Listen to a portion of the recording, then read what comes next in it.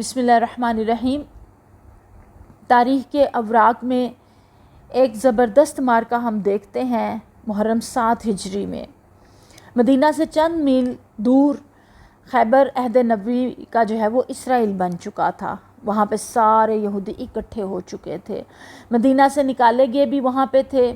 اور جو سازشوں میں مسلمانوں کے خلاف مصروف تھا وہ سب کے سب وہاں پہنچے ہوئے تھے۔ عرب قبائل سے جوڑ توڑ کر کے انہیں بھی جو ہے وہ نبی کریم صلی اللہ علیہ وسلم اور ان کے ساتھیوں کے خلاف جو ہے وہ کرتے رہتے تھے۔ اور خیبر میں یہودیوں کے 6 قلعے تھے اور 20,000 آزمودہ کار جنگ جنگجو جن کے پاس جو ہے وافر سامان رزد حرب موجود تھا۔ یہودیوں کو اپنے قلعوں کی مضبوطی اور تعداد اور سامان حرب کے اوپر بڑا غرور تھا، اور وہ اپنے حلیف عرب قبائل کے ہمراہ مدینہ پر حملہ کرنے کے لیے پر تول رہے تھے۔ نبی کریم صلی اللہ علیہ وسلم کو ان کے عزائم اور تیاریوں کی اطلاع ملی تو آپ شام کو اس کے بل میں کچلنے کے لیے 1600 جانثار صحابہ کے ہمراہ اچانک خیبر پہنچ گئے اور یہودیوں کی گڑیوں کا محاصرہ کر لیا۔ محاصرہ 20 دن جاری رہا۔ اللہ نے یہودیوں کے دلوں میں نفاق ڈال دیا اور وہ متحد ہو کر نہ لڑ سکے۔ یہ بعد دیگرے ان کے 5 قلعے جو ہیں وہ فتح ہو گئے، لیکن جو 6واں قلعہ تھا قموس کا وہ فتح ہونے میں نہ آتا تھا۔ وہ بڑا مضبوط تھا اور اس کا سردار مرحب عرب کے مشہور بہادروں میں شمار ہوتا تھا۔ بڑے بڑے صحابہ جن میں حضرت ابوبکر صدیق رضی اللہ تعالیٰ عنہ، حضرت عمر فاروق رضی اللہ تعالیٰ عنہ بھی شامل تھے، لشکر اسلام کا علم تھام کر اس قلعے پر حملہ آور ہوئے مگر ناکام رہے۔ فتح میں غیر معمولی تاخیر ہوتے دیکھ کر ایک شام جناب رسالت مآب صلی اللہ علیہ وسلم فرمایا کہ کل میں اس شخص کو جھنڈا دوں گا جس کے ہاتھ پر اللہ فتح دے گا اور جسے اللہ اور اس کے رسول صلی اللہ علیہ وسلم سے محبت ہے، اور اللہ اور اس کا رسول صلی اللہ علیہ وسلم بھی اس سے محبت کرتے ہیں۔ یہ ایک بہت اہم اعلان تھا، سارے لشکر میں پھیل گیا۔ قلعہ قموس کی فتح اور پورے خیبر کے مسلمانوں کے تسلط میں آ جانے کی نوید اور فتح کے لیے اللہ اور اس کے رسول کی خوشنودی اور محبت کا ابدی سرٹیفکیٹ قدرتی طور پر ہر صحابی رسول چاہتا تھا کہ یہ اعزاز اس کے حصے میں آئے۔ اکثر نے ساری رات بے قراری اور اشتیاق کے عالم میں دعائیں مانگتے ہوئے گزاری۔ جب صبح ہوئی تو دانائے سبل فخر رسل مولائے کل صلی اللہ علیہ وسلم نے نوجوان کو طلب فرمایا۔ ناب سن کر سارے صحابہ حیران ہوئے۔ عرض کیا وہ تو سخت آشوب چشم میں مبتلا ہیں اور خیمے میں پڑے ہوئے ہیں۔ جناب رسالت مآب صلی اللہ علیہ وسلم نے فرمایا انہیں لے کر آؤ۔ ارشاد نبوی کی تعمیل کی گئی۔ آپ صلی اللہ علیہ وسلم نے اس نوجوان کی آنکھوں پر اپنا لعاب دہن لگایا اور دعا فرمائی۔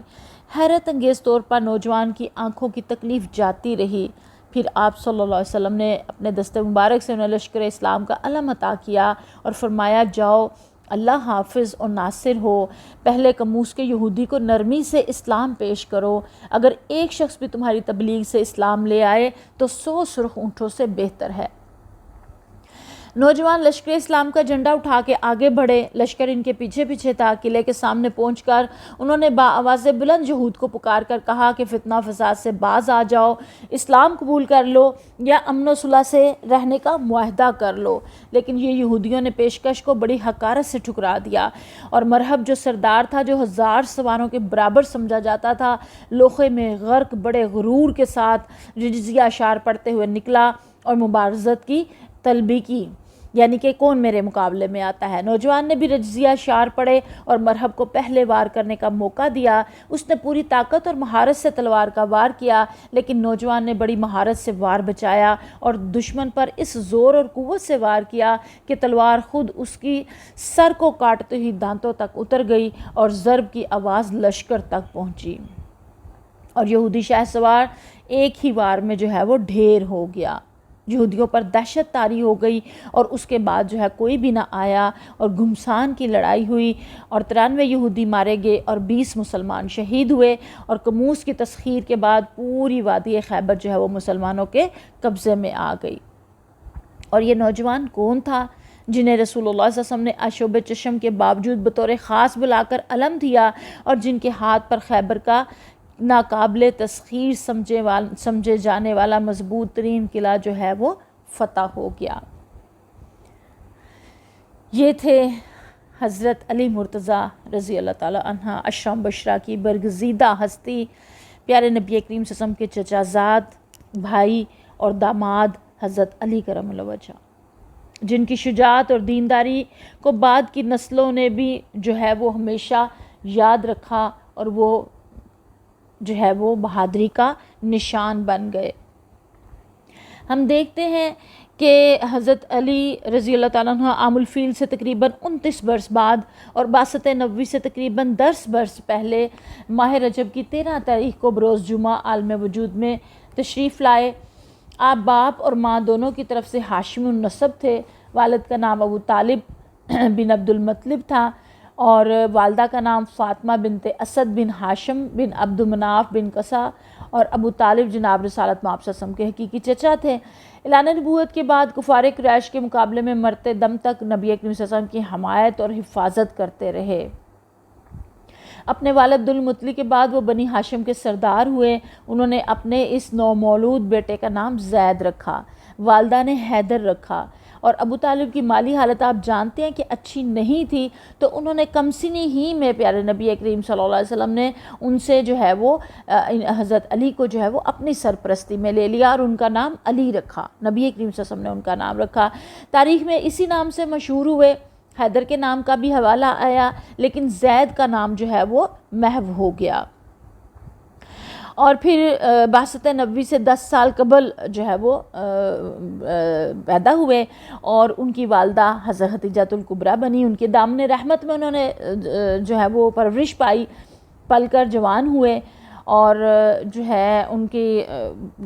نبی کریم صلی اللہ علیہ وسلم نے خود جو ہے وہ ان کی ساری تعلیم و تربیت کی، پرورش کی، اور ان کے کیا ہی کہنے ان کی شان کے۔ اور جب انہوں نے اسلام قبول کیا ہے اس وقت ان کی عمر جو ہے وہ تقریباً 10 سال تھی۔ حضرت خدیجہ الکبریٰ رضی اللہ تعالیٰ عنہ کے بعد اسلام قبول کرنے والے یہ دوسرے نوجوان ہیں، دوسرے نمبر پہ۔ بچوں میں سب سے پہلے نمبر پہ آتے ہیں، لیکن اسلام قبول کرنے والوں میں دوسرے نمبر پہ آتے ہیں، کیونکہ پہلے نمبر پہ حضرت خدیجہ الکبریٰ نے اسلام قبول کیا۔ خود حضرت علی اس کے بارے میں فرماتے ہیں کہ نبی کریم صلی اللہ علیہ وسلم جو ہے وہ پیر کے روز مبعوث ہوئے، نبوت انہیں ملی، اور منگل کو میں نے اسلام قبول کیا۔ اور ان کا یہ جو ہے واقعہ جو ہوا کہ نبی کریم صلی اللہ علیہ وسلم اور حضرت خدیجہ کو انہوں نے، حضرت علی نے جب مصروف نماز پایا، قیام، رکوع، سجود اور تلاوت کا انوکھا طریقہ، تو نوعمر علی رضی اللہ تعالیٰ عنہ کے لیے یہ حیرت اور دلچسپی کا باعث ہوا۔ تو انہوں نے پیارے نبی صلی اللہ علیہ وسلم سے پوچھا، جب انہوں نے نماز پڑھ لی تو پوچھا کہ یہ آپ کیا کر رہے ہیں؟ تو نبی صلی اللہ علیہ وسلم نے فرمایا، اے علی، اللہ نے مجھے اپنا نبی بنایا ہے اور صرف اپنی عبادت کا حکم دیا ہے، بت پرستی اور شرک سے منع کیا ہے۔ ہم اللہ وحدہ لا شریک کی عبادت کر رہے ہیں، تم بھی میری نبوت پر ایمان لے آؤ اور اللہ کی عبادت کرو۔ حضرت علی رضی اللہ عنہ نے جواب دیا، میں اس معاملے میں اپنے باپ سے مشورہ کروں گا۔ ساری رات سوچ اور بے چینی میں گزری، دن چڑھا تو پیارے صلی اللہ علیہ وسلم نے عرض کیا، پیارے نبی کریم صلی اللہ علیہ وسلم سے عرض کیا، اللہ نے مجھے اپنے باپ سے مشورے کے بغیر پیدا کیا، پھر میں اس کی عبادت کے لیے اپنے باپ کی رائے کیوں لوں؟ مجھے اپنا دین سکھائیے۔ اور پھر پیارے نبی کریم صلی اللہ علیہ وسلم بہت زیادہ خوش ہوئے۔ انہوں نے حضرت علی کے حق میں جو ہے وہ دعا کی، اور جو ہے وہ ان کی تربیت شروع ہی سے اسلامی نہج کے اوپر جو ہے وہ ہوئی، اور ان کا جو ہے وہ حضرت علی نے جب نماز پڑھتے دیکھا اور پوچھا، اور وہ دین اور اس کو جو ہے وہ فوری طور پہ انہوں نے پھر اختیار کر لیا۔ اور پھر پیارے نبی کریم صلی اللہ علیہ وسلم کا آغاز ہی میں انہوں نے بہت زیادہ بھرپور جو ہے وہ ساتھ دیا۔ اور ہم دیکھتے ہیں کہ پیارے نبی کریم صلی اللہ علیہ وسلم کو جب اعلانیہ دعوت کا حکم دیا گیا تو انہوں نے اپنے سارے قریبی رشتہ داروں کو، بنی ہاشم کو جو ہے وہ کھانے پہ بلایا اور اسلام کی دعوت دی۔ کسی نے آپ صلی اللہ علیہ وسلم کی دعوت کا کوئی جواب نہ دیا، نہ اس کے اوپر کوئی کان دھرا، اور 3 بار آپ صلی اللہ علیہ وسلم نے اپنی دعوت کو دہرایا تو کسی نے بھی کوئی جواب نہ دیا۔ تو حضرت علی جو کہ اس وقت بہت چھوٹے سے تھے، اٹھے اور انہوں نے کہا، اگرچہ میں عمر میں سب سے چھوٹا ہوں اور میری آنکھیں دکھتی ہیں اور میری ٹانگیں پتلی اور کمزور ہیں، تاہم میں آپ صلی اللہ علیہ وسلم کا دست و بازو بنوں گا اور آپ صلی اللہ علیہ وسلم کا ساتھ دوں گا۔ اب سارے اتنے بڑے بڑے سردار، ذرا تصور کیجئے ایسی محفل کا کہ جہاں ایسی میٹنگ کا کہ جہاں بڑے بڑے اکابر سردار جو ہیں وہ بڑے بڑے بیٹھے ہوئے ہیں، اور جن کی سرداریاں بہت جو ہے وہ جنگجوؤں کے اوپر اور بہت سارے لوگوں کے اوپر مشتمل ہیں، تو اس کے باوجود جو ہے وہ کوئی جواب نہیں دے رہے۔ حضرت علی ان سے نہ گھبراتے ہیں نہ ڈرتے ہیں، اور چھوٹے سے ہیں، اور جو ہے وہ کہہ رہے ہیں کہ میں ساتھ دوں گا، اگرچہ میری آنکھوں میں آشوب ہے اور اگرچہ میری ٹانگیں پتلی پتلی ہیں۔ کیا میں اور آپ یہ جملہ کہہ سکتے ہیں کہ اللہ کے رسول صلی اللہ علیہ وسلم ہم آپ کا ساتھ دیں گے آپ کے دین کے پیغام کو آگے بڑھانے میں، آپ کے پیغام کے اوپر عمل کرنے میں اور اس کے آگے پہنچانے میں، اگرچہ عمل کے لحاظ سے ہماری ٹانگیں پتلی ہیں، اگرچہ فہم اور بصیرت کے لحاظ سے ہماری آنکھوں میں آشوب ہے، ہمارے پاس وہ فہم، وہ بصیرت، وہ ساری صلاحیتیں نہیں ہیں جو اس کے لیے ضروری ہیں، لیکن ہم ساتھ دیں گی۔ کیا ہم یہ دہرا سکتے ہیں؟ کیا یہ ہم کہہ سکتے ہیں؟ اور ہم تو ابھی نو عمر نہیں ہیں، ہم میں سے کوئی بھی اس ایج کا نہیں ہے اس وقت، تو جو یہ جملہ کہہ سکتا ہے وہ گروپ میں ضرور لکھ دے اس جملے کو کہ ہاں انشاءاللہ تعالی ہم اپنے پیارے نبی کریم صلی اللہ علیہ وسلم کا ساتھ دیں گے۔ اور پھر یہ جب انہوں نے عہد کر لیا، نیت کر لی، ارادہ کر لیا، تو اللہ تعالیٰ نے ان پتلی پتلی ٹانگوں میں وہ قوت اور طاقت بھر دی کہ وہ شیر خدا کہلائے، اور آنکھوں میں وہ فہم اور وہ بصیرت اور علم کا دروازہ جو ہے وہ پیارے نبی صلی اللہ علیہ وسلم نے فرمایا کہ میں علم کا جو ہے وہ شہر ہوں اور علی اس کا جو ہے وہ دروازہ ہے، تو وہ اللہ تعالیٰ نے اتنا زیادہ، تو اس کا مطلب ہے اللہ کو تو صرف لبیک کا اقرار ہی بندے سے چاہیے کہ اللہ میں حاضر ہوں۔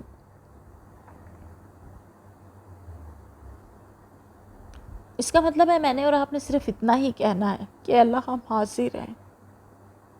اگلا کام تو رب کے کرنے کا ہے۔ حدیث مبارکہ میں آتا ہے کہ بندہ میری طرف ایک قدم بڑھاتا ہے تو میں اس کی طرف 10 قدم بڑھا کے آتا ہوں، وہ چل کے آتا ہے تو میں اس کی طرف دوڑ کے آتا ہوں، تو باقی کام تو رب سونے کا کرنے کا ہے، انسان نے تو، میں نے اور آپ نے تو نیت اور ارادہ ہی کرنا ہے۔ اور پھر حضرت علی رضی اللہ عنہ 22-23 سال کی عمر تک مکہ میں پیارے صلی اللہ علیہ وسلم کی تربیت اور رفاقت میں رہے، اور جو ہے وہ لکھنا پڑھنا سیکھا، فنون جنگ جو تھے اس میں مہارت حاصل کی، پیارے صلی اللہ علیہ وسلم نے بہترین دینی، اخلاقی، روحانی تعلیم و تربیت ان کی، اور انہوں نے جو ہے وہ اپنی ساری زندگی پیارے صلی اللہ علیہ وسلم کی رفاقت اور حمایت کے لیے وقف کر دی۔ آپ صلی اللہ علیہ وسلم کی خلوت اور جلوت کی مجلسوں میں، دعوت و تبلیغ کی سرگرمیوں میں رہے، اور کاتب وحی بھی رہے۔ جو آپ نوٹ کرتے چلے جائیں، آپ لوگ اپنے نوٹس بنا رہے ہوں گے یقیناً، ہم نے اب تک جو ہے وہ خلفاء راشدین میں چوتھے خلیفہ کے اوپر ہم ہیں، تو ہم دیکھ رہے ہیں کہ وہ پہلے 3 بھی جو جن کے بارے میں رضی اللہ تعالیٰ عنہم کے بارے میں ہم نے پڑھا، تو وہ بھی لکھنا پڑھنا جانتے تھے، اور یہ اس وقت مکہ کے 16-17 لوگ پورے مکہ شہر میں جو لکھنا پڑھنا جانتے تھے، ان میں پیارے نبی کریم صلی اللہ علیہ وسلم کے ساتھی موجود تھے۔ اس سے ہمیں جب پتہ چلتا ہے کہ پیارے صلی اللہ علیہ وسلم کو اللہ تعالیٰ نے جو صحابہ دیے، جو ساتھی دیے، وہ اپنے دور کے مروجہ جو بھی صلاحیتیں تھیں، سکلز تھیں، ان سے بھرپور تھے۔ وہ ہر طرح کا علم انصاب بھی جانتے تھے، لکھنا پڑھنا بھی جانتے تھے، تاجر بھی تھے، اور مشہور بھی تھے، اور عزت اور احترام کی نگاہ سے بھی دیکھے جاتے تھے، اور جو ہے وہ انہوں نے اپنی ساری صلاحیتوں کو اور اپنی ساری چیزوں کو بھی پیارے صلی اللہ علیہ وسلم کے لیے جو ہے وہ وقف کیا۔ اگر وہ سب اس کو دنیا کمانے میں لگا دیتے تو دنیا بھی بہت ڈھیروں کمائی جاتی، لیکن انہوں نے دنیا کے ساتھ ساتھ آخرت کے لیے لگایا سب کچھ۔ تو کیا دنیا ان کو تھوڑی ملی، کم ملی؟ دنیا بھی اللہ تعالیٰ نے بہترین عطا کی، کیونکہ اللہ تعالیٰ کا وعدہ ہے۔ اور پھر جب ہم دیکھتے ہیں کہ ہجرت کا واقعہ ہوا ہے، اور اس رات پیارے نبی کریم صلی اللہ علیہ وسلم جب اپنے بستر پہ سلا کے گئے، تو وہ کون سی ہستی تھیں؟ وہ ان کے چچا زاد بھائی اور ان کے داماد، وہ حضرت علی رضی اللہ تعالیٰ عنہ تھے۔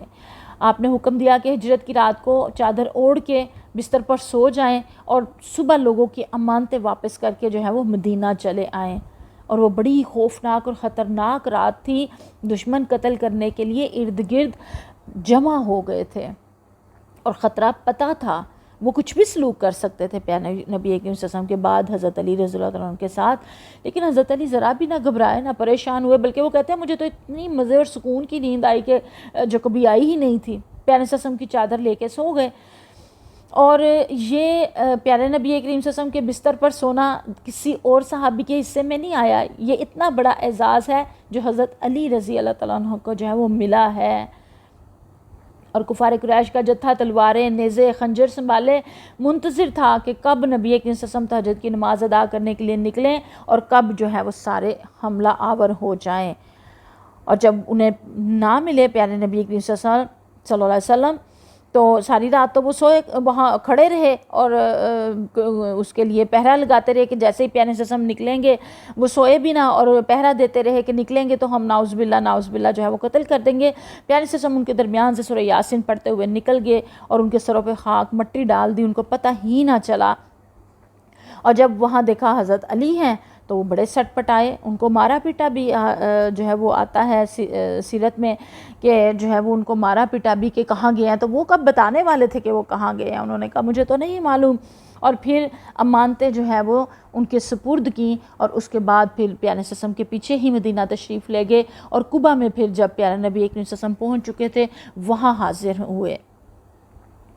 اور پھر آپ دیکھیں کہ مواخات جب قائم کی گئی مدینہ میں تو پیارے صلی اللہ علیہ وسلم نے مہاجرین انصار میں مواخات جب قائم کی تو انصار میں سے حضرت سہل بن حنیف رضی اللہ کے ساتھ جو ہے وہ پیارے صلی اللہ علیہ وسلم کا حضرت علی رضی اللہ تعالیٰ عنہ کا بھائی چارہ جو ہے وہ قائم کروایا۔ پھر ہم یہ بھی دیکھتے ہیں کہ غزوات جو ہیں ان میں کس طرح سے جو ہے وہ انہوں نے شرکت کی حضرت علی رضی اللہ تعالیٰ عنہ نے۔ آپ دیکھیں سب سے پہلا کون سا غزوہ ہوا، آپ سب جانتے ہیں غزوہ بدر، اور اس سے بھی پہلے جب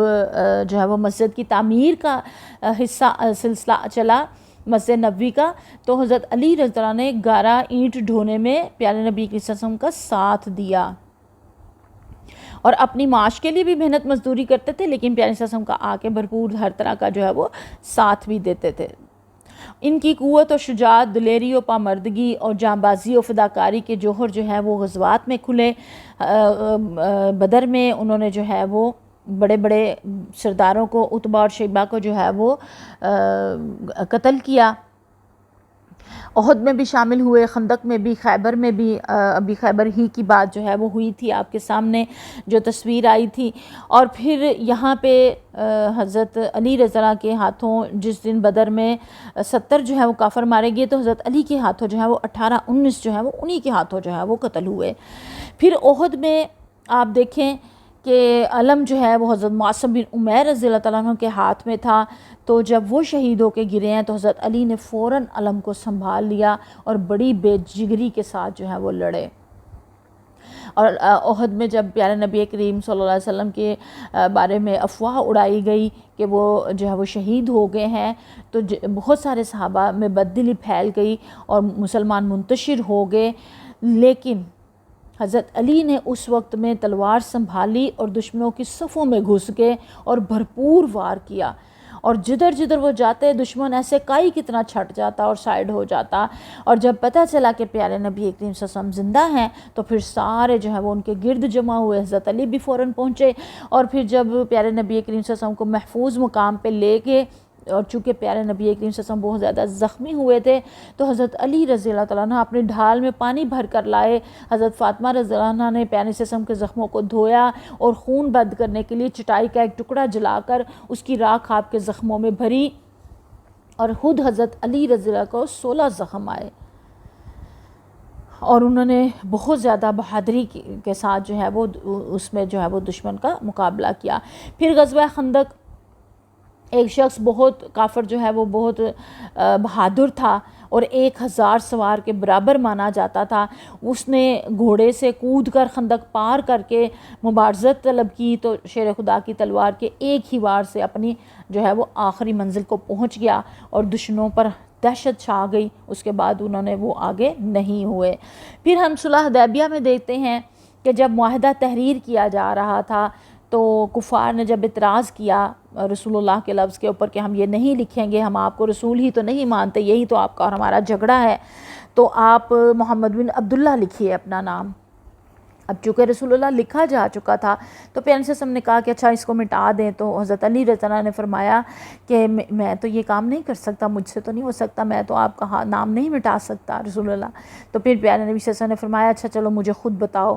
آپ پیارے صلی اللہ علیہ وسلم نے فرمایا بے شک میں اللہ کا رسول ہوں، لیکن قریش مکہ نے ابھی تک مجھے تسلیم نہیں کیا، اس لیے ان کے نقطہ نظر سے یہ اعتراض درست ہے، اور خود وہاں سے جو ہے وہ مٹا دیا۔ اور مکہ اور غزوہ حنین میں بھی حضرت علی جو ہے وہ شریک ہوئے، اور فتح مکہ کے دن اسلامی لشکر کا ایک علم جو ہے وہ آپ کے ہاتھ میں تھا، اور خانہ کعبہ کے اندر کے بت تو پیارے صلی اللہ علیہ وسلم نے جو ہے وہ توڑے، اور جو ہے وہ ایک بت بہت اونچائی کے اوپر نصب تھا، وہاں تک ہاتھ نہیں پہنچتا تھا۔ تو حضرت علی رضی اللہ عنہ نے عرض کیا یا رسول اللہ صلی اللہ علیہ وسلم میرے کندھوں پر سوار ہو کر اس بت کو توڑ دیجئے۔ حضور صلی اللہ علیہ وسلم نے فرمایا علی تم بار نبوت کو نہیں اٹھا سکو گے۔ پھر علی رضی اللہ تعالیٰ کو اپنے کندھوں پر اٹھا لیا، اور انہوں نے آخری بت بھی توڑ دیا، اور کعبہ ہمیشہ ہمیشہ کے لیے بتوں سے جو ہے وہ بتوں کی گندگی سے نجاست سے پاک ہو گیا۔ دیکھیں کتنا اعزاز ہے حضرت علی رضی اللہ تعالیٰ عنہ کا کہ پیارے نبی کریم صلی اللہ علیہ وسلم نے ان کو اپنے کندھے پہ جو ہے وہ سوار کیا۔ اور پھر واقعہ تبوک بھی ہم جانتے ہیں کہ جب پیارے صلی اللہ علیہ وسلم تبوک کے لیے روانہ ہوئے تو حضرت علی رضی اللہ تعالیٰ عنہ کو پیچھے جو ہے مدینہ میں اپنی جگہ پہ جو ہے وہ مقرر کر کے گئے، اور لوگوں نے جو ہے وہ اعتراض کیا، بڑی باتیں بنائیں کہ آپ پیچھے رہ گئے ہیں۔ آپ جانتے ہیں نا کہ اس وقت صرف منافقین پیچھے رہ گئے تھے، اور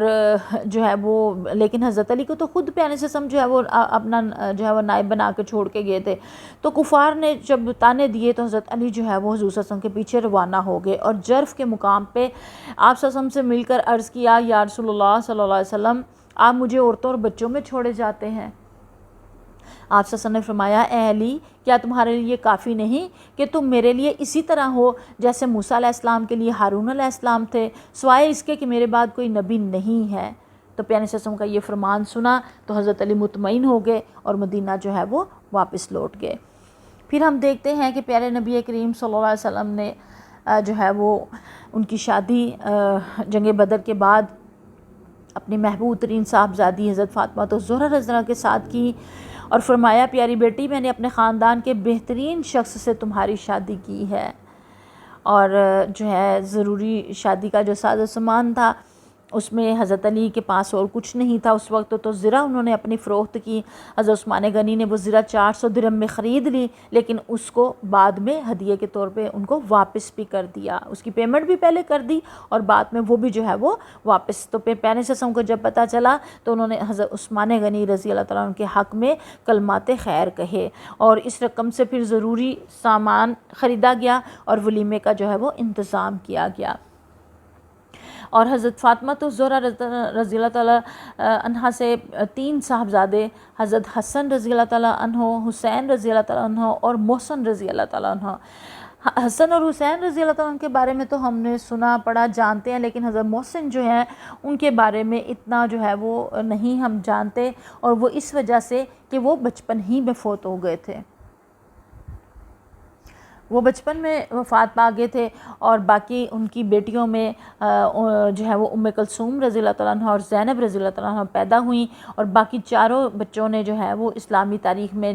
نمایاں جو ہے وہ کردار ادا کیا۔ اور حضرت فاطمہ الزہرا رضی اللہ تعالیٰ عنہ کے جیتے جی حضرت علی رضی اللہ تعالیٰ عنہ نے دوسری شادی نہیں کی، ان کی وفات کے بعد جو ہے وہ باقی جتنی بھی ان کی شادیاں وقتاً فوقتاً ہوئیں ان کی وفات کے بعد ہوئیں۔ پھر حضرت علی کے اعزاز و اکرام بہت زیادہ ہیں۔ یہ بھی اعزاز ان کا ہے کہ جب سورہ توبہ نازل ہوئی اور ابتدائی 40 آیات اس کی نازل ہوئیں اور کفار سے برات کا اعلان کیا گیا، تو ان کو حضرت ابوبکر صدیق اس وقت امیر حج بن کے حج کے لیے افراد کو لے کے جا چکے تھے۔ تو پھر پیچھے سے جب اللہ تعالیٰ نے یہ جو ہے وہ سورہ توبہ کی آیات نازل کی تو پیارے نبی کریم صلی اللہ علیہ وآلہ وسلم نے حضرت علی رضی اللہ عنہ کو جو ہے وہ بھیجا کہ جا کے یہ پیغام وہاں جو ہے وہ سنا دیں۔ میرے حج تو حضرت عمر فاروق حضرت ابوبکر صدیق رضی اللہ تعالیٰ عنہ تھے، لیکن پھر یہ آیات پیارے صلی اللہ علیہ وسلم نے فرمایا کہ یہ حکم جو ہے وہ میرے خاندان میں سے ہی کسی فرد کو جو ہے وہ جا کے سنانا چاہیے، تو اہل بیت کے یہ مرکزی فرد تھے جو وہاں پہ گئے۔ پھر بہت سارے سرایہ کے اندر بھی جو ہے وہ حضرت علی رضی اللہ عنہ نے حصہ لیا، پیارے نبی صلی اللہ علیہ وسلم نے ان کو بھیجا، فتح مکہ کے بعد بھی بھیجا یمن کے سب سے بڑے قبیلے حمدان کی طرف، اور وہاں پہ بھی انہوں نے جو ہے وہ بت کو بھی جا کے توڑا، جو وہاں کا بڑا بت تھا، اور مال غنیمت بھی اور قیدی بھی اس میں جو ہے وہ بنے۔ پھر حجۃ الوداع کے اندر بھی جو ہے وہ شرکت کی۔ پیارے نبی صلی اللہ علیہ وسلم کے ساتھ گئے تو حضرت علی رضی اللہ عنہ کی قربانی کے 100 اونٹ بھی ساتھ جو ہے وہ یمن سے سیدھا مکہ پہنچ گئے۔ ان اونٹوں میں سے 63 اونٹ جو ہے وہ پیارے نبی صلی اللہ علیہ وسلم نے خود ذبح کیے۔ پھر ہم دیکھتے ہیں کہ پیارے نبی کریم صلی اللہ علیہ وسلم کا جب وصال ہوا ہے 12 ربیع الاول 11 ہجری کو، تو پیارے نبی صلی اللہ علیہ وسلم کے اعزاء و اقارب نے تجہیز و تکفین کی، جس میں حضرت عباس بن عبد المطلب رضی اللہ تعالیٰ عنہ، حضرت فضل بن عباس رضی اللہ تعالیٰ عنہ اور حضرت اسامہ بن زید انہوں نے مدد کی، اور حضرت علی رضی اللہ تعالیٰ عنہ نے غسل دیا، اور انہی کی مدد سے جو ہے وہ قبر میں اتارا گیا۔ یہ آخری خدمت بھی خاص ان کے حصے میں آئی۔ پھر جب ہم دیکھتے ہیں کہ ان کو خلافت ملی ہے تو اس وقت حالات بہت زیادہ مشکل تھے، بہت زیادہ سنگین تھے، کیونکہ کل ہم پڑھ چکے کہ حضرت عثمان غنی کے آخری دور میں بہت زیادہ شورشیں اور بغاوتیں جو ہیں وہ سر اٹھا گئیں، اور جو ہے وہ بغاوت بڑھی، زور و شور سے بڑھی، اور باغیوں نے جو ہے وہ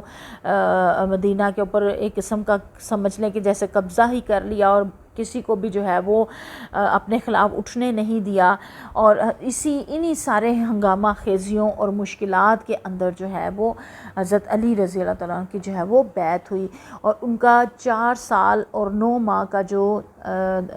خلافت کا پیریڈ تھا، دور تھا، وہ انہی مشکلات سے نبٹتے ہوئے جو ہے وہ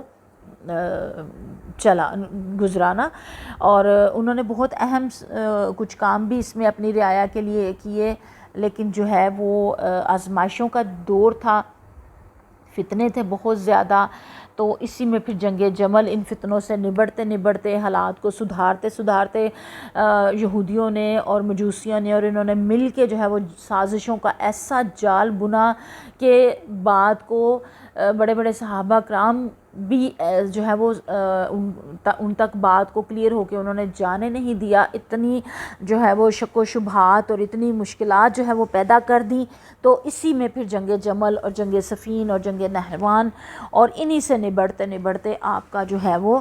دور حکومت پورا ہو گیا، اور یہ خلافت راشدہ میں آخری جو ہے وہ خلیفہ تھے۔ لیکن ہم چونکہ سیرت اشرا مبشرہ پڑھ رہے ہیں تو اس لحاظ سے ہمارے یہ چوتھے صحابی ہیں کہ جن کے بارے میں ہم پڑھ رہے ہیں۔ اور 40 ہجری مسجد کوفہ میں نماز فجر کے دوران جو ہے وہ جو خارجی تھے ان میں سے ایک خوارج عبد الرحمن بن ملجم نے جو ہے وہ حملہ کیا، اور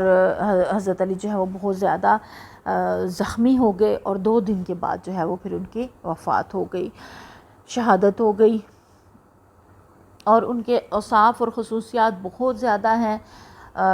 کچھ کا تذکرہ ہم نے جو ہے وہ کیا ہے۔ اور آخری جو وصیت انہوں نے کی، انہوں نے کہا کہ جو ہے وہ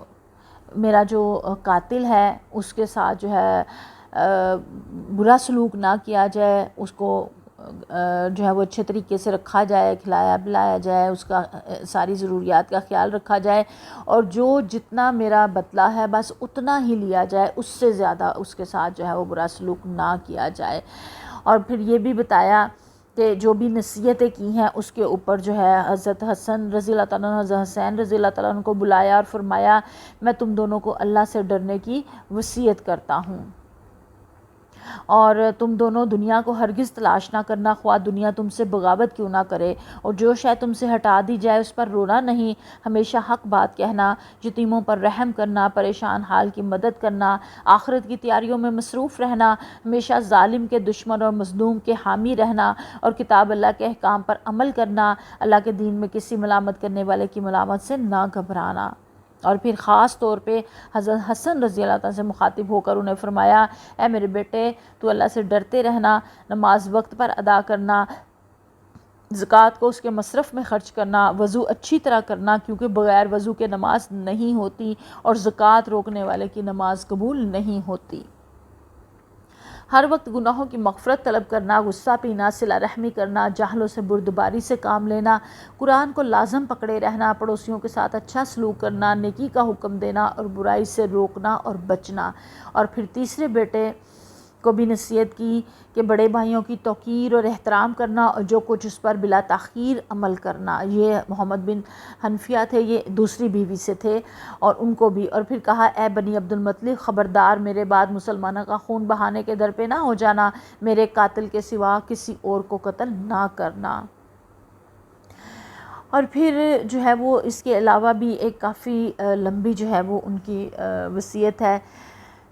کہ جس میں پتہ چلتا ہے کہ اللہ تعالیٰ کا خوف جو ہے وہ کس قدر زیادہ تھا، اور آخری وقت میں بھی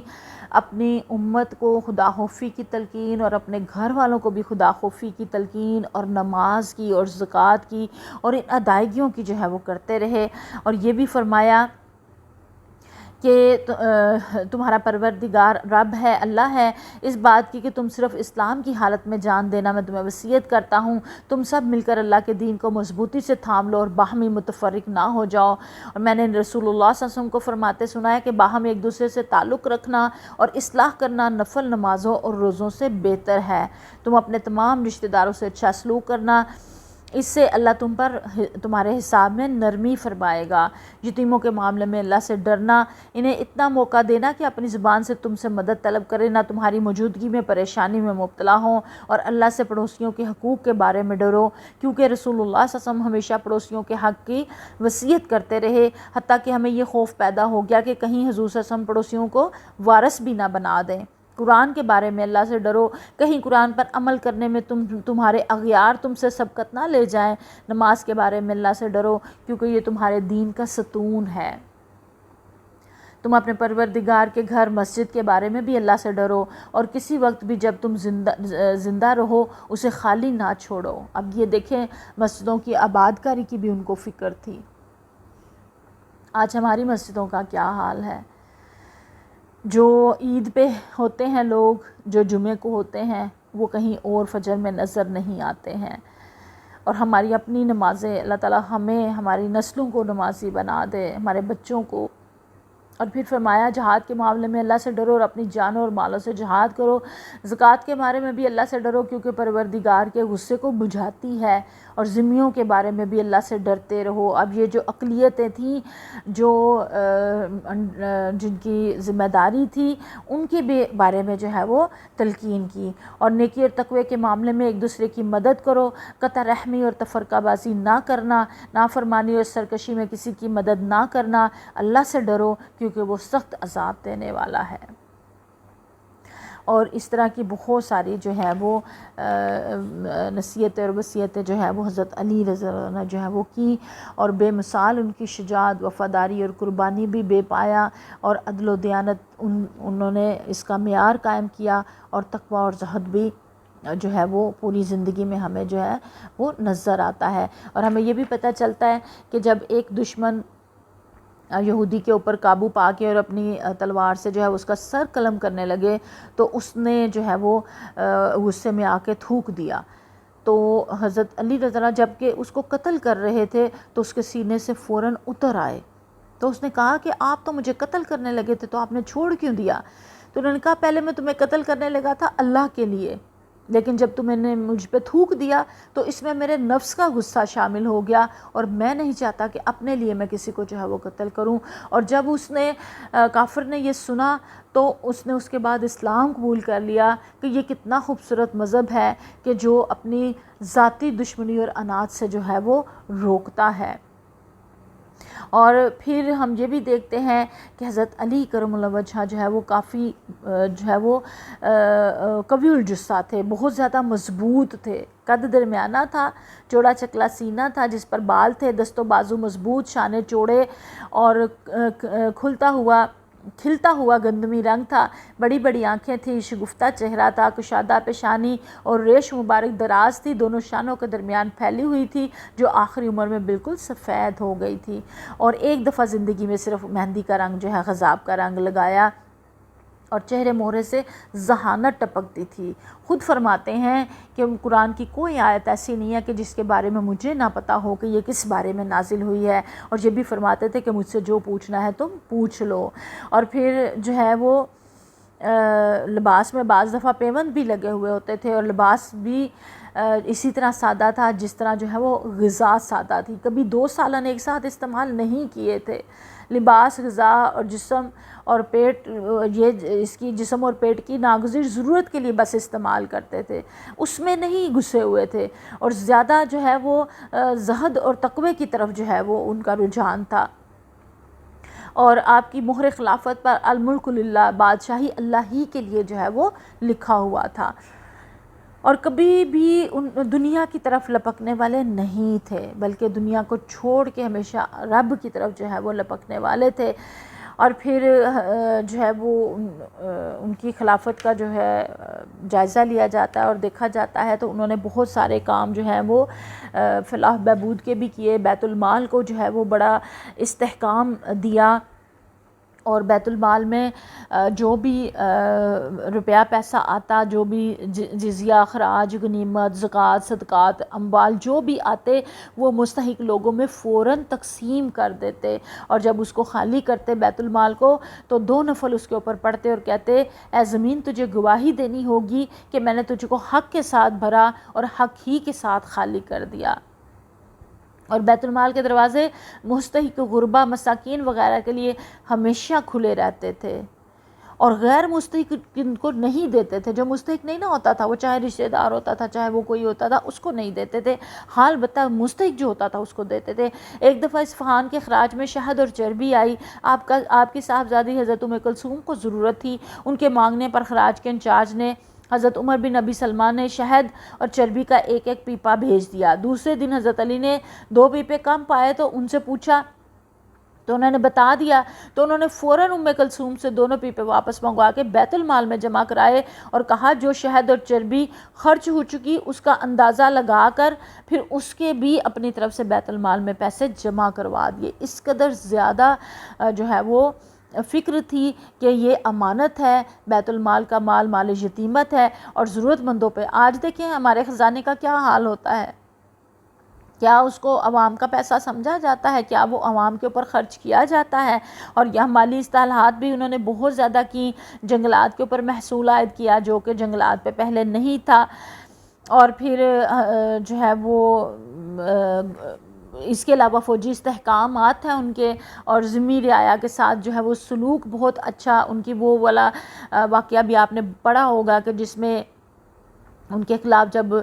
شکایت کی گئی، درج کی گئی ایک زرہ کے کیس میں، تو وہ بالکل قاضی کے ہاں ایسے ہی پیش ہوئے کہ جیسے ایک عام پیش ہوتا ہے فرد، یہ نہیں کہ میں خلیفہ راشد ہوں تو میں نہیں جا رہا، اسی طرح گئے، اور وہ یہودی کے حق میں جو ہے وہ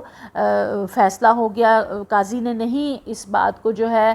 مانا کہ گواہ جو ہے وہ آپ کا غلام اور آپ کا بیٹا ہو، تو وہ ان کے جو ہے وہ، اور انہوں نے اس کے اوپر کوئی بھی کسی قسم کا جو ہے وہ کوئی objection نہیں لگائی، کوئی کچھ کہا نہیں، بلکہ اس فیصلے کو جو ہے وہ قبول کر لیا۔ پھر پیارے نبی کریم صلی اللہ علیہ وسلم کی بہت ساری احادیث جو ہیں وہ ہمیں ملتی ہیں کہ جس میں حضرت علی رضی اللہ عنہ کے بارے میں جو ہے وہ ان کے بہت زیادہ جو ہے وہ اعزاز اور تکریم ہے، جس کے اندر پیارے نبی صلی اللہ علیہ وسلم نے فرمایا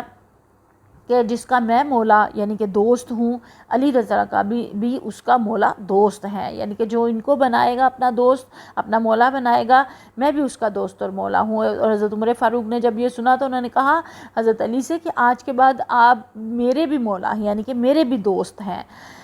اور پھر پیارے نبی کریم صلی اللہ علیہ وسلم نے فرمایا کہ جس نے علی رضی اللہ تعالیٰ عنہ کو تکلیف دی اس نے مجھ کو تکلیف دی۔ ام المومنین حضرت ام سلمہ سے روایت ہے کہ نبی کریم صلی اللہ علیہ وسلم نے فرمایا جس نے علی سے محبت کی اس نے مجھ سے محبت کی، جس نے مجھ سے محبت کی اس نے اللہ سے محبت کی، رضی اللہ تعالیٰ عنہ کے بارے میں۔ اور پھر پیارے صلی اللہ علیہ وسلم نے یہ بھی فرمایا میں علم کا شہر ہوں اور علی اس کا دروازہ ہے۔ آپ حافظ قرآن بھی تھے، کاتب وحی بھی تھے حضرت علی، اور جو ہے وہ بہت زیادہ مسائل اور احکامات میں خاص ملکہ حاصل تھا ان کو، اور انہوں نے جو ہے وہ پیارے صلی اللہ علیہ وسلم کے وصال کے بعد کچھ عرصہ خانہ نشینی اختیار کی، آیتوں اور صورتوں کو ترتیب نزولی کے مطابق جو ہے وہ قرآن حکیم کا ایک نسخہ بھی انہوں نے جو ہے وہ مرتب کیا، اور فصاحت اور بلاغت جو ہے وہ آپ کی خطابت میں جو ہے وہ اس کا سمجھ لیں کہ اینڈ تھا، ایک بڑھتا ہوا سیلاب ہوتا تھا کہ جو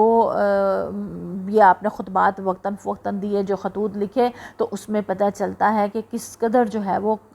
کمال کا آپ کا جو ہے وہ کلام تھا۔ اور پھر اسلامی تعلیمات کا آپ کی ذات مبارکہ حسین پیکر تھی، زہد و تقویٰ، ریاضت عبادت، علم، تفقہ، دیانت، نرم خوئی، انکسار، بردباری، عدل و مساوات، خدا ترسی، سخاوت، فیاضی اور رضاکارانہ فکر و فاقہ آپ کے اخلاق و زندگی کے جو ہیں وہ نمایاں پہلو ہیں۔ اور جب نماز پڑھنے لگتے، راتوں کو اٹھ کے اللہ کی عبادت کرتے، دن کو روزہ رکھتے، نماز پڑھنے لگتے تو بدن پر لرزہ طاری ہو جاتا، رنگ بدل جاتا، اور فرماتے کہ وہ امانت اٹھانے کا وقت آیا ہے جس کے سامنے زمین و آسمان بھی جو ہے متحمل نہ ہو سکے، اور بہت ہی خشوع و خضوع کے ساتھ نماز ادا کرتے تھے کہ اپنی بھی خبر نہ رہتی تھی، اور ان کی شہادت بھی نماز ہی کے دوران ہوئی۔ فجر کی نماز کے لیے جب کھڑے ہوئے ہیں تو اس بدبخت نے جو ہے وہ وار کر کے تو آپ کو جو ہے وہ شدید زخمی کیا، جس کے باعث پھر ان کی جو ہے وہ شہادت ہوئی۔ پھر عدل و انصاف ان کا جو ہے اس کی عملی تصویر تھی، جیسے میں نے آپ کو ابھی بتایا، جو ہے زرہ جو تھی یہودی کی، اور اس کے بارے میں جو جب عدالت میں مقدمہ ہوا تو پھر انہوں نے جو ہے اس میں جا کے اسی طرح ایک جیسے عام فرد جو ہے وہ مدعی کے طور پہ جاتا ہے، اسی طرح جو ہے وہ گئے، اور جو قاضی نے جو فیصلہ کر دیا اس کو انہوں نے جو ہے وہ قبول کر لیا، اور یہ نہیں کہا کہ میں اس طرح سے جو ہے وہ خلیفہ ہوں، آپ خلیفہ برحق تھے، لیکن انہوں نے اس کو جو ہے وہ قبول کر لیا۔ پھر بازاروں کی نگرانی بھی جو ہے وہ کرتے تھے، اپنے ایک درہ ہاتھ میں لے کے تنہا کوفہ کے بازاروں میں جو ہے وہ گھومتے تھے، کوئی محافظ ساتھ نہیں ہوتا تھا، اور جو کوئی دکاندار اجناس کے نرخوں میں کمی بیشی کرتے تھے ان کو جو ہے وہ ڈانٹ ڈپٹ بھی ہوتی تھی، اور سمجھایا بھی جاتا تھا اور بتایا بھی جاتا تھا، اور جو بھولے بھٹکے ہوتے تھے ان کو راستہ بھی بتانا اور کمزور ناتواں کی مدد بھی کرنا، یہ بھی تمام خلفائے راشدین کا جو ہے وہ عمل رہا، اور سب ہی اس کے اوپر جو ہے وہ عمل کرتے رہے۔ اور حضرت معاویہ رضی اللہ عنہ نے ایک مرتبہ ان کے بارے میں فرمایا، حضرت علی رضی اللہ عنہ کے بارے میں، کہ وہ نہایت بلند عزائم کے مالک اور بڑی اعلیٰ حوصلہ انسان تھے، فیصلہ کن بات کہتے تھے، عادلانہ فیصلہ کرتے تھے، ان کی ہر سمت سے علم پھوٹتا تھا اور حکمت ٹپکتی تھی، دنیا اور اس کی دل فریبیوں سے گھبراتے تھے، اور رات کی تاریکی ان کو مرغوب تھی، کیونکہ اس میں وہ اپنے معبود کے آگے بڑی توجہ اور انہماک کے ساتھ جو ہے وہ جھکے رہتے تھے۔ اور اسی طرح جو ہے وہ ساری ہی حیات طیبہ جو ان کی تھی وہ اس کے اوپر گواہ ہے کہ انہوں نے ایک ایک لمحہ جو ہے وہ اپنا عشق رسول ہی میں جو ہے وہ گزارا، اور قرآن نے خود گواہی دی ان کے بارے میں، حضرت علی رضی اللہ اور تمام صحابہ کرام کے بارے میں، کہ جو پیارے صلی اللہ علیہ وسلم کے ساتھی وہ آپس میں نرم ہوں اور دشمنوں کے اوپر جو ہے وہ سخت، تو بالکل ہی اس کی جو ہے وہ عملی تفسیر تھے تمام صحابہ کرام۔ اللہ تعالیٰ مجھے اور آپ کو ان کی جتنی بھی جو ہے وہ خصوصیات ہیں ان کے اوپر جو ہے ان کی سیرت کی جو اہم باتیں ہیں ان کے اوپر اللہ تعالیٰ مجھے اور آپ کو بہت زیادہ عمل کی توفیق عطا فرمائے۔ وآخر دعوانا الحمدللہ رب العالمین۔